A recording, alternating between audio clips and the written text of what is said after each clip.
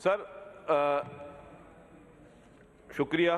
सब ने बहुत तफसीली बात की है, हर महकमे ने अपने बारे में बात की। मैं भी कोशिश करूंगा कि पॉइंट पे रहूं। Sir, information department government of Sindh, जिसका काम है कि पब्लिक तक अवेयरनेस पहुंचाना, जो हुकूमतें कर रही हैं उसकी भी, और जो टाइम टू टाइम जो चीज़ें पब्लिक तक अवेयरनेस पहुंचनी चाहिए, और फिर हमारे इसमें डिफरेंट सेक्टर्स हैं जिस पे हम लोग काम करते हैं। सर, पहले तो एक जो इस साल में हमने नई चीज़ शुरू की हुई है, वो चेयरमैन बिलावल भुट्टो ज़रदारी साहब की खुसूसी हिदायतों पर एक ऐप इंफॉर्मेशन डिपार्टमेंट ने बनाई है, आई वर्क फॉर सिंध। और ये ऐप जो है, ये विजन था चेयरमैन बिलावल भुट्टो ज़रदारी साहब का, और इसको बनाने हमने रिसेंटली बनाई है, और इसको बनाने 14 मार्च 2025 को ये ऐप बनी, और उसमें अभी तक 72 लाख लोग जो हैं वो इस ऐप को विजिट कर चुके हैं आपके सिंध के, जिसमें से 1,27,012 अफराद रजिस्टर हुए हैं as a candidate for government jobs और प्राइवेट जॉब्स, और 12,310 जॉब्स जो है उसकी पोस्टिंग हम वहां पे कर चुके हैं उस ऐप में। 17,934 जो है जॉब एप्लीकेंट्स जो हैं वो सबमिट हुई हैं वाया दिस प्लेटफॉर्म, और 9,234 स्किल्ड लेबर ने अपने आप की रजिस्ट्रेशन कराई है। ये सिर्फ ग्रेजुएट और पढ़े लिखे जो आला तालीम याफ्ता लोगों के लिए नहीं है, इसमें हमने कहा जो स्किल्ड लेबर भी है उसको भी कहें शामिल हो। और उसमें जो मेन ये चीज़ थी कि सिर्फ गवर्नमेंट नहीं, प्राइवेट सेक्टर को भी हमने इन्वॉल्व किया कि आप भी अपनी अपनी नौकरियां उसमें डालें, ताकि यहाँ पे एक प्लेटफॉर्म हो, किसी कोई भी बेरोजगार आदमी है, और अगर वो प्लम्बर भी है, चाहे वो कोई बहुत बड़ा इंजीनियर भी है, किसी ने मास्टर्स भी किया हो, या कोई प्लम्बर भी है, वो अपने आप को रजिस्टर कराए। और फिर उसमें प्राइवेट सेक्टर ने और गवर्नमेंट सेक्टर वो अपनी नौकरियां और अपनी वो सारी पोजीशंस वहाँ पे पोस्ट कर रहे हैं। उस वजह से हमें ये फ़ायदा ये हुआ है कि लोगों का एक्सेस बढ़ रहा है, और रोज़ाना अब हम गवर्नमेंट की कोई भी एक जॉब अपॉर्चुनिटी होती है, किसी भी गवर्नमेंट के को अर्जेंट भी कोई ज़रूरत पड़ जाती है, तो जैसे ही वो पोस्ट करता है फौरी जवाब आ जाता है उसका। तो ये एक फ़ायदा हुआ है। अब इसमें हम AI पावर्ड CV बिल्डर्स भी डाल रहे हैं, स्मार्ट जॉब रिकमेंडेशन भी डाल रहे हैं, ऑटोमेटेड जॉब अलर्ट भी डाल रहे हैं, ताकि अगर आपने अप्लाई किया हुआ है और आपकी मर्जी की जॉब, आपकी क्राइटेरिया की जॉब आ गई, तो फौरी तौर पर आपको अलर्ट आ जाएगा कि जी आपको वो पोर्टल आपको अप्रोच करेगा कि जी आपके लिए जॉब अवेलेबल है। सर, थोड़ा हाउस एंड ऑर्डर करवा दें। अच्छा, दूसरा सर, इसमें हमने जॉब सीकर्स और एम्प्लॉयर्स को आपस में कनेक्ट किया है। सर, इसके अलावा गवर्नमेंट ने, ऑनरेबल चीफ मिनिस्टर साहब की मर्जी से इंफॉर्मेशन डिपार्टमेंट ने मुख्तलिफ जो है एसोसिएशन जो हैं उनको ग्रांट्स भी इंफॉर्मेशन डिपार्टमेंट देता है, तो उसमें दी है टोटल कोई 29 करोड़ रुपए की, 29 करोड़ 70 लाख रुपए की ग्रांट्स जो हैं वो हुकूमत सिंध मुख्तलिफ जर्नलिस्ट बॉडीज़ को दे रही है। उसमें Pakistan association of press photographer भी है, capacity building of APNS and member of publications, endowment fund है CPNE का, Karachi press club, Hyderabad press club, deserving journalist के लिए हेल्थ वेलफेयर सपोर्ट भी गवर्नमेंट करिए, Sukkur press club, Larkana press club, Nawab Shah press club, Mirpur Khas press club, endowment fund for HUJ Hyderabad union of journalist, और endowment fund of Karachi union of journalist, endowment fund of Pakistan federal union of journalist, endowment fund of Sindh union of journalist, Sindh newspaper society, Sindh parliamentary reporters association, सबको मिला के तो 29 करोड़ रुपए की हुकूमत सिंध जो है ग्रांट भी करिए। सर, हमारा काम यह है कि हम बताएं कि जो हुकूमत क्या कर रही है। जाहिर है मुख्तलिफ तरीके होते हैं, गवर्नमेंट इश्तहार भी देती है, इश्तहारों के जरिए भी बताया जाता है कि हुकूमत क्या क्या काम कर रही है, कौन कौन सी अचीवमेंट है। लेकिन सर फिर भी परसेप्शन को और लोगों को क्लियर करने के लिए हम जब ये बाहर किसी दूसरे सूबे में बात करो तो लोग बोलते हैं यार ठीक है ये सही है, लेकिन जो सिंध में हो रहा है वो हमें कैसे देखें। तो हमने क्या किया सर, लास्ट ईयर हमने लाहौर प्रेस क्लब के पूरे वफ्द को बुलाया, इस्लामाबाद से नेशनल प्रेस क्लब के वफ्द को बुलाया, और पेशावर प्रेस क्लब के वफ्दों को बुलाया। इनको हमने पूरा सिंध सर विजिट करवाया, और पूरा सिंध विजिट करवाने के बाद इन्होंने यहाँ पे थरकोल के प्रोजेक्ट्स भी देखे, इन्होंने हमारी हॉस्पिटल्स भी देखी, इन्होंने हमारे सिंध में जो है जितने भी सिंध में डेवलपमेंट हुई देखी, और सर उन्होंने फिर अपनी ज़ुबानी जो मुख्तलिफ अखबारों में आर्टिकल्स लिखे, या मुख्तलिफ उन्होंने जो यूट्यूब के बने, जो यूट्यूब में अपने प्रोग्राम्स करते थे, और उन्होंने अपने चैनल्स पे बैठ कर चलाया, और उन्होंने पूरे पाकिस्तान को बताया कि हम सिंध में ये चीजें देख के आए जिसका हमें पता भी नहीं था। वो चीफ मिनिस्टर साहब से भी उन्होंने टाइम लिया और चीफ मिनिस्टर साहब से भी मिले और उन्होंने कहा कि जब हम थर का जिक्र समझते थे, हम समझते थे थर सिर्फ रेगिस्तान होगा, रेत होगी और वहां पे सिर्फ और सिर्फ डेजर्ट होगा, लेकिन जब हम खुद थर पारकर में गए और हमने बाकी पर जगह तो हमारा कॉन्सेप्ट है वो सिंध के बारे में चेंज हो गया। हमारी जो परसेप्शन थी थर पारकर के बारे में वो चेंज हो गई कि थर पारकर अब वो थर पारकर नहीं है, वो सिर्फ डेजर्ट नहीं है। थर पारकर एक वो जगह है जो कि इस वक्त पूरे पाकिस्तान को बिजली फराहम कर रहा है। थर पारकर वो जगह है जिसको जो शहीद मोहतरमा बेनजीर भुट्टो साहिबा का विजन था और प्रेसिडेंट आसिफ अली जरदारी साहब ने और हमारे दोनों चीफ मिनिस्टर साहबान ने, सईद कायम अली शाह साहब ने और सईद मुराद अली शाह साहब ने मिलकर उस थर पारकर को ऐसा बना दिया कि पूरी दुनिया की नजरें इस वक्त जो है वो थर पारकर पे और थर पारकर के कोयले पे। तो वो उन सारे जर्नलिस्ट ने जो कि कराची से, लाहौर से और पेशावर से और इस्लामाबाद से वो आए हुए थे, उन सब ने जब वो विजिट किए तो उन्होंने खुद विटनेस किया कि सिंध में जो रिकॉर्ड तरक्की हुई है उसकी और कोई मिसाल नहीं मिलती। सर इस बार हमने जो है फिल्म और हुकूमत सिंध ने फिल्म और ड्रामाज के लिए जो है वो कहा कि जी हुकूमत फिल्म और ड्रामा बनाए।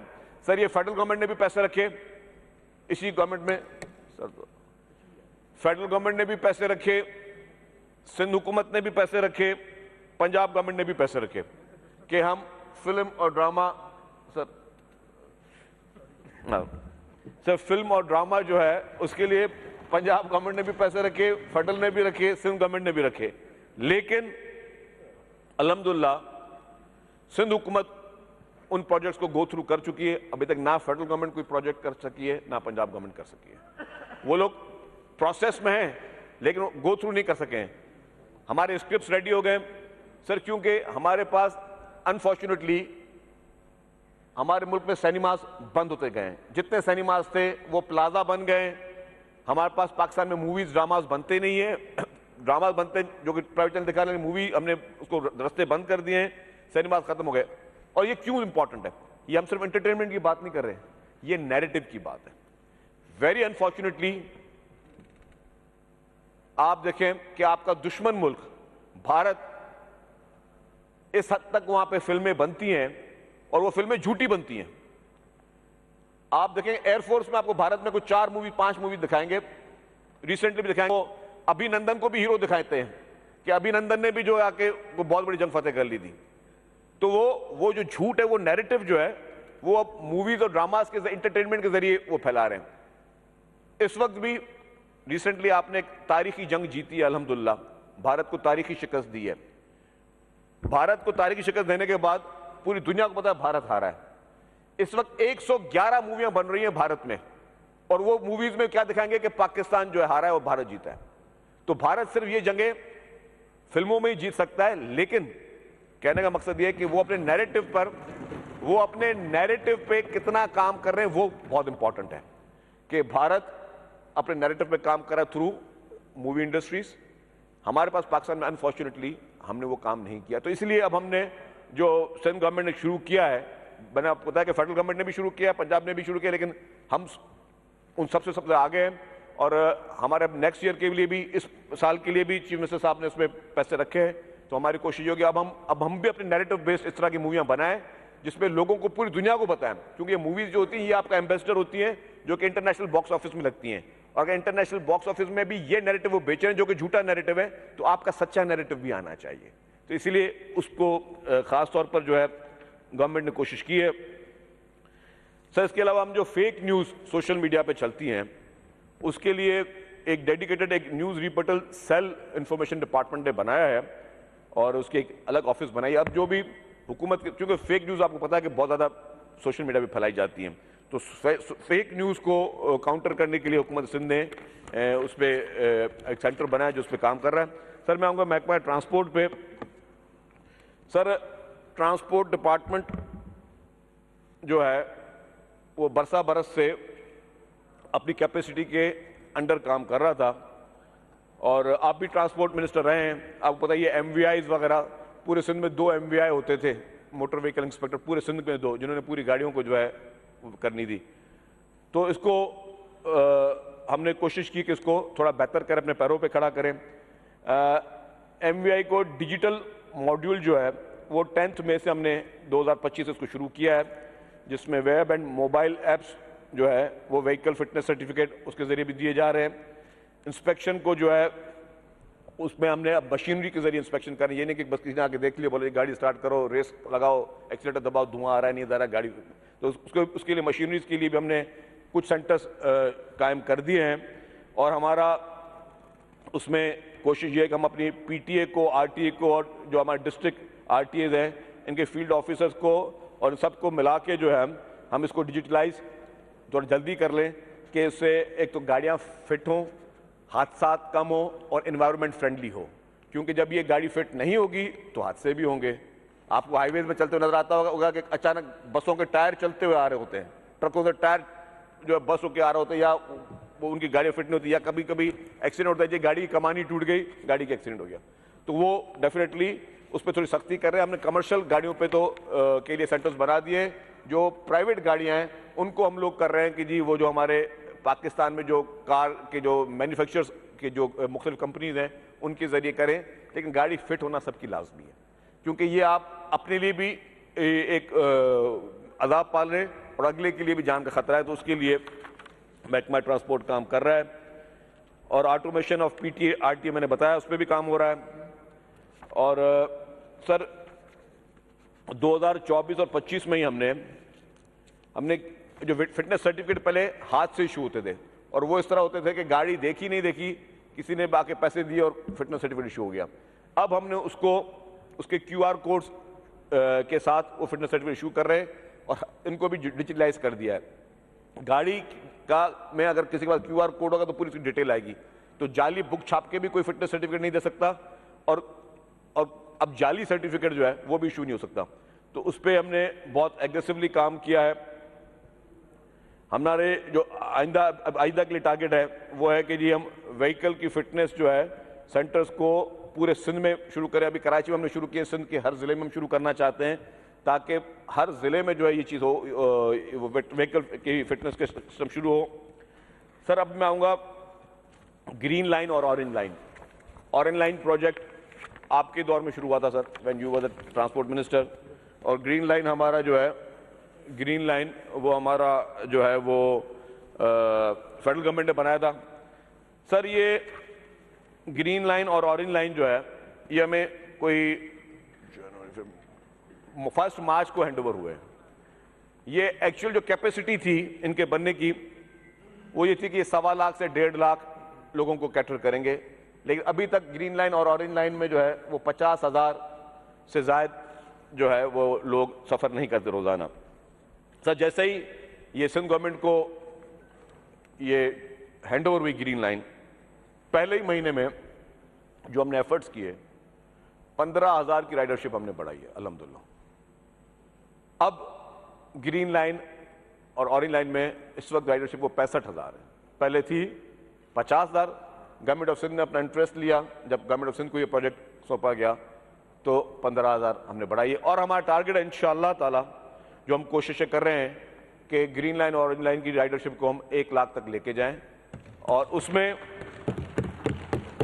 जो हमारा मेन ये है कि जी एक इंटीग्रेशन थी, आपस में ग्रीन लाइन और ऑरेंज लाइन को मिलाना था, और हम इसमें शटल सर्विसेज भी चलाना चाह रहे हैं और चला रहे शुरू कर रहे हैं अभी, कि जिसके ज़रिए हम इन पूरे रूट्स को आपस में इनके ऑगमेंटेशन करें ताकि ये प्रोजेक्ट्स जो हैं ये ज़्यादा वायबल हों, गवर्नमेंट पे सब्सिडी का बोझ भी कम हो और ज़्यादा से ज़्यादा पब्लिक जो है वो इन फैसिलिटीज़ को एंजॉय करें। सर इसमें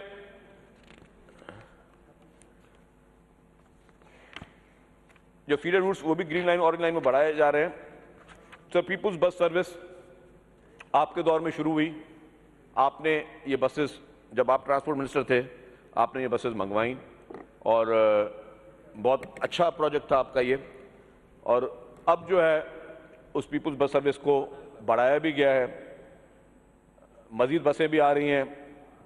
हमने अभी इसमें एक AFC सिस्टम भी शुरू कर दिया है और उसमें वो कार्ड्स हैं, चीफ मिनिस्टर साहब ने उसका इफ्तिताह भी किया, और उन कार्ड के ज़रिए आप उन पैसों को जो है उन कार्ड्स को टॉपअप भी करवा सकते हैं और उसको उन कार्ड के जरिए आप उन बसों में सफ़र भी कर सकते हैं उन रूट्स पे, और वो आपके कार्ड आपके ATM कार्ड भी हैं।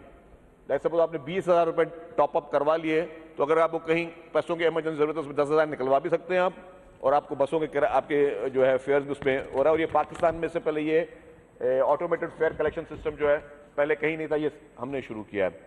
सर इनिशियली इसमें 4 रूट्स पे भी काम हमारा शुरू हो गया, बाकी उस पर भी हम कर रहे हैं। इस पर जो है राइडरशिप हमारी काफ़ी बेहतर आ रही है पीपल्स बस सर्विस में, और इसको हमने बसों को बढ़ाया है। उसके बाद भी हमने बसें ली, फिर हमने इसके रूट्स बढ़ाए। इस वक्त कराची, हैदराबाद, लाड़कानो, बेनज़ीराबाद, सखर, मीरपुर खास में पीपल्स बस सर्विस चल रही है। इंशाल्लाह इस साल हम मज़ीद इज़ला को भी इसमें ऐड करेंगे और कराची में मज़ीद बसें जो हैं वो आएंगी। अभी हमने इसमें EV बसेस जो हैं वो शुरू किए हैं। अल्हम्दुलिल्लाह ये EV बसेस पाकिस्तान की पहली EV बसेस हैं।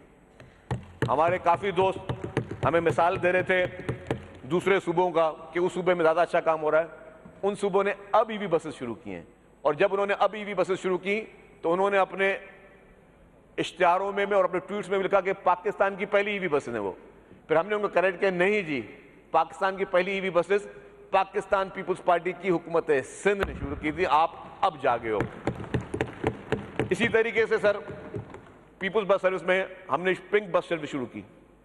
पिंक बस सर्विस कराची की पहली पिंक बस सर्विस नहीं है, पिंक बस सर्विस सिंध की पहली पिंक बस सर्विस नहीं है, पिंक बस सर्विस पाकिस्तान की सिर्फ पहली बस सर्विस नहीं है, पिंक बस सर्विस इस खित्ते की पहली पिंक बस सर्विस है जो खवातीन की शुरू की गई है। इस पूरे खित्ते की खवातीन के लिए वुमेन एम्पावरमेंट की, क्योंकि पीपल्स पार्टी की इनबिल्ट एक चिप लगी हुई है पीपल्स पार्टी के जहनों में, जो कि शहीद मोहतरमा बेनज़ीर भुट्टो साहबा हमें देके गई हैं कि हमारी पहली प्रायोरिटी हर प्रोजेक्ट में क्या होती है, वो खवातीन होती है।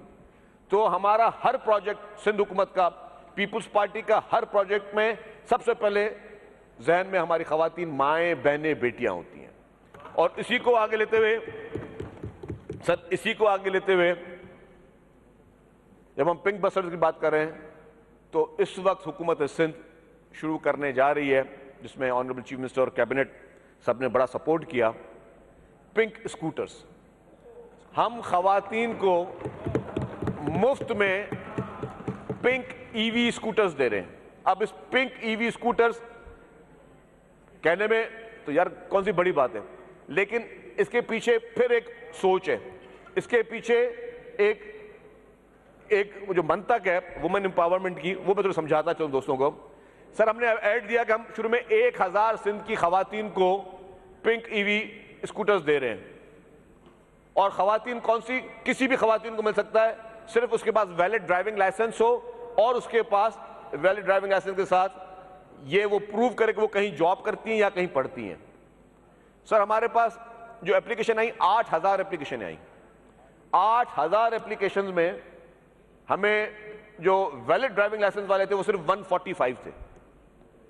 सिर्फ अब 1000 बाइक्स आपकी रेडी हैं, लेकिन सिर्फ 145 लड़कियां हैं जिनके पास ड्राइविंग लाइसेंस है।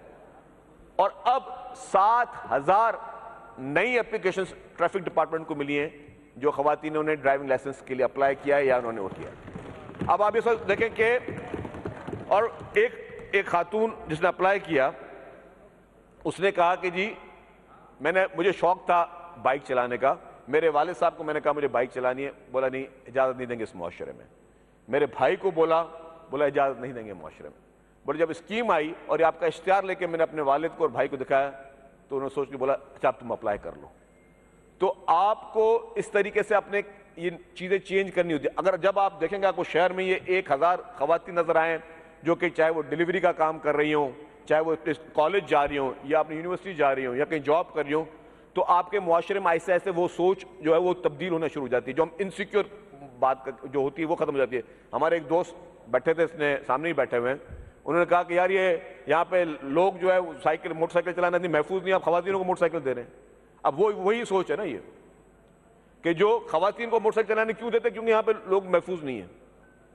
तो ये उस सोच का मुकाबला जो है वो आप इसी तरीके से कर सकते हैं, पॉजिटिविटी के साथ कर सकते हैं। और सर अभी हमने फिर एक और क्या हुआ, एक मशहूर फ्रेंचाइज है, नाम नहीं लेते, हम लेते क्यों, हमने एग्रीमेंट किया है। अच्छा, केएफसी ने कहा कि ये बहुत अच्छी स्कीम है, ये मल्टीनेशनल कंपनी है, हम इसको इस तरह स्पॉन्सर करते हैं कि पूरे सिंध भर के हर जिले में हम ट्रेनिंग सेंटर देते हैं, जहां पे हम खवातीन को ट्रेनिंग भी करवाएंगे कि वो बाइक्स किस तरह चलाएंगी। उसके अलावा हम उनको ड्राइविंग लाइसेंस भी अप्लाई हम करेंगे उनकी तरफ से, और ड्राइविंग लाइसेंस की जो सरकारी फीस होगी वो भी केएफसी ने कहा हम भरेंगे। तो सर ये फर्स्ट टाइम किसी मल्टीनेशनल ने जो है गवर्नमेंट के किसी प्रोजेक्ट को इस तरह ओनरशिप दी है। इससे पहले मुझे कोई एक प्रोजेक्ट तो बता दे पाकिस्तान में जो बड़ी बड़ी दावे करते हैं कि हम लोगों ने ये कर दिया वो कर दिया, कहीं पे उनको किसी को स्पॉन्सरशिप मिली हो। सर इसी तरीके से ईवी बसेस की मैंने बात की, अब हम शुरू करने जा रहे हैं ईवी टैक्सीज, और उसमें भी इंशाल्लाह ताला पाकिस्तान की पहली गवर्नमेंट की टैक्सी सर्विस तरह होगी जो कि ईवी पे होगी, और उसमें भी प्रायोरिटी हम दे रहे हैं अपनी खवातीन माओ बहनों को कि जो खवातीन है उनके लिए पिंक टैक्सी शुरू करें ताकि वो खवातीन ड्राइवर हो। क्योंकि सर हमें हमारे मुआशरे में शिकायतें क्या आ रही होती हैं कि यार ड्राइवर ने बदतमीजी कर ली, पब्लिक सवारी में ड्राइवर ने बदतमीजी कर दी, या लोग जॉब पे नहीं जा सकते, इस तरह के इश्यूज हैं। तो उसके लिए पहले हमने पिंक बसेस दे दी, ईवी स्कूटर्स भी दे दी पिंक, और अब हम ईवी टैक्सी सर्विस शुरू कर रहे हैं जिसमें पिंक टैक्सी शुरू कर रहे हैं। उससे क्या है, खवातीन ड्राइवर होगी। अगर किसी खवातीन ने घर से कहीं जाना है और वो प्रेफर करते हैं मैं खवातीन ड्राइवर के साथ जाऊं, तो उसको और मजीद सिक्योरिटी हो, या अगर बच्चे उनके साथ हैं, ज्यादा फैमिली मेंबर्स हैं, ज्यादा खवातीन है, तो उनके साथ ये सहूलत हो कि वो पिंक टैक्सी भी मंगा सके। तो ये है सोच इस पूरे प्लान की। जी सर, इंशाल्लाह आपने तो नहीं चलने दी, लेकिन हम चलाएंगे। अच्छा, दूसरा सर अब आ जाएं red line BRT and yellow line BRT पे। इस वक्त रेड लाइन बीआरटी बहुत क्रिटिसिज्म उस पे हो रहा है। मैं खुद मान रहा हूं कि उस प्रोजेक्ट में इश्यूज थे और बहुत संगीन इश्यूज थे। सर ये भी प्रोजेक्ट जब शुरू हुआ, इसका कॉन्ट्रैक्ट रेड लाइन बीआरटी का हो चुका था, कॉन्ट्रैक्टर्स ने 1 साल तक मोबिलाइजेशन पेमेंट भी ले ली थी, 1 साल तक काम शुरू नहीं किया। और वो शुरू क्यों नहीं किया, और कॉन्ट्रैक्टर्स ने कहा कि जी हमें हमारे कॉन्ट्रैक्ट में लिखा हुआ है कि हमें मुकम्मल तौर पर जो है वो रोड क्लियर मिलना चाहिए, इसे कहते हैं राइट ऑफ वे में मिलना चाहिए, उस पर और कोई ऑब्स्ट्रक्शन ना हो। जब मैंने चार्ज लिया ट्रांसपोर्ट मिनिस्ट्री का, तो मैंने कहा भाई इन दोनों कॉन्ट्रैक्टर्स को 1-1 अरब रुपए मिल चुके हैं और 1 साल से काम नहीं शुरू कर रहे कि हमें ये राइट ऑफ वे चाहिए। मैंने कहा आप लोग को डेजर्ट में काम कर रहे हो, आप लोग किसी और जगह पे काम कर रहे हो कि आपको पूरा राइट ऑफ मिलेगा। ये पूरा अर्बन सिटी है, यहाँ पे जगह जगह पर इश्यूज हैं, आपको और सारे यूटिलिटीज को ट्रांसफर करना, मूव करना तो पॉसिबल ही नहीं है। तो उन्होंने कहा जी कॉन्ट्रैक्ट में लिखा हुआ है। जबरदस्ती उनसे काम शुरू करवाया हमने, क्योंकि हम राइट ऑफ वे नहीं दे सकते थे। इस पूरे 25 किलोमीटर का 24 किलोमीटर का राइट ऑफ वे आप नहीं दे सकते, जब आप ये बिट्स एंड पीसेस में ही राइट ऑफ वे मिल सकता है। हमने काम शुरू कराया। पहला हमारे पास इशू क्या था, क्योंकि सब लोग उस पर क्रिटिसाइज करते हैं, पहला इशू हमारे पास ये था कि जो हमारे बस डेपोज थे उस पर एक कॉन्फ्लिक्ट चल रहा था कि बस डेपोज हमें नहीं मिल पा रहे थे, क्योंकि हम किसी को दे चुके थे और वो उस जगह का कॉन्फ्लिक्ट था। फिर उसके बाद इशू क्या आया, सिविल एविएशन ने आधा काम हो गया है, ड्रेनेज लाइंस पड़नी है। सिविल एविएशन ने कहा कि नहीं जी यहाँ पे आप काम नहीं कर सकते, अपनी लाइन पूरी चेंज करो। भाई क्यों चेंज करो, कि जी वो एक एयरपोर्ट पे अफसोसनाक वाकया हुआ था, उसके बाद हमारे सिक्योरिटी थ्रेट तो आप ये भी चेंज करें वो भी चेंज करें। सिविल एविएशन के इशू वो बैठ के रिजॉल्व करवाए। फिर हमारे पास कार शोरूम्स वाले जो है वो शुरू हो गए जी कि 1-1.5 किलोमीटर उनके सामने जा रहा है, और उन्होंने कहा कि जी ये जो इसको आप ऊपर ले जाएं, एलिवेटेड ले जाएं इसको बीआरटी को, और अगर आप ये एट ग्रिड होगी तो हमारा जो है हमारे कार शोरूम डिस्टर्ब होंगे, उनके इशू उनकी लिटिगेशंस।